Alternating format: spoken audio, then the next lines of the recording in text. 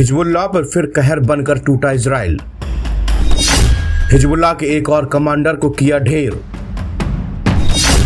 Air strike में मारा गया कमांडर अहमद जफर मटूक। 24 घंटे में मटूक के उत्तराधिकारी को भी इजराइल ने किया ढेर। एक ही दिन में मारे गए हिजबुल्लाह के 2 बड़े कमांडर।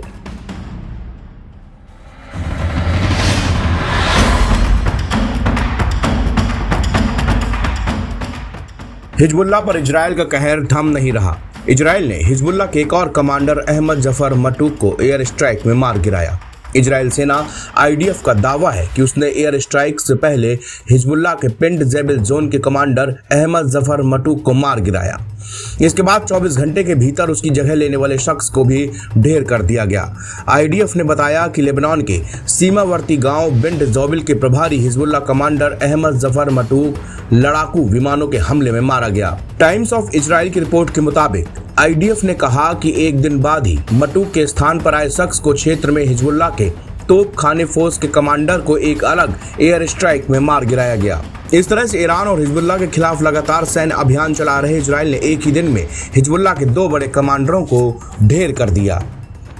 दरअसल इजरायली सेना यानी कि IDF पिछले 23 सितंबर से ही लेबनान पर एयर स्ट्राइक कर रही है। उसने सीमा पार एक ऑपरेशन भी चलाया है जिसका मकसद कथित तौर पर हिजबुल्लाह को कमजोर करना है। इजरायली हमलों में हिजबुल्लाह के चीफ हसन नसराल्लाह समेत कई कमांडर ढेर हो चुके हैं। इनके कई ठिकानों को IDF ने भारी नुकसान भी पहुंचाया है।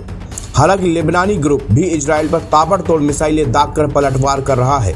पिछले साल यानी 8 अक्टूबर 2023 को हिजबुल्लाह ने गाजा में हमास के प्रति एकजुटता जाहिर करते हुए इजराइल पर रॉकेट दागने शुरू किए थे और ताज़ा हमले इस ऑपरेशन का हिस्सा है।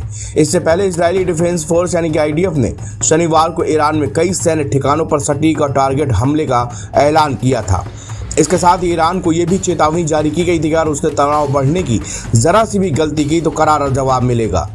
IDF के मुताबिक शनिवार सुबह इजरायली एयर फोर्स की मदद से 3 चरणों में ये हमले किए गए। ये एक्शन भी 1 अक्टूबर को तेहरान बैलिस्टिक मिसाइल अटैक का ही जवाब था। वहीं अल जजीरा के मुताबिक ईरानी मीडिया ने बताया कि इजरायली हवाई हमलों में ईरान के कम से कम 4 सैन्यकर्मी मारे गए और रडार सिस्टम भी बुरी तरह क्षतिग्रस्त हो गया है।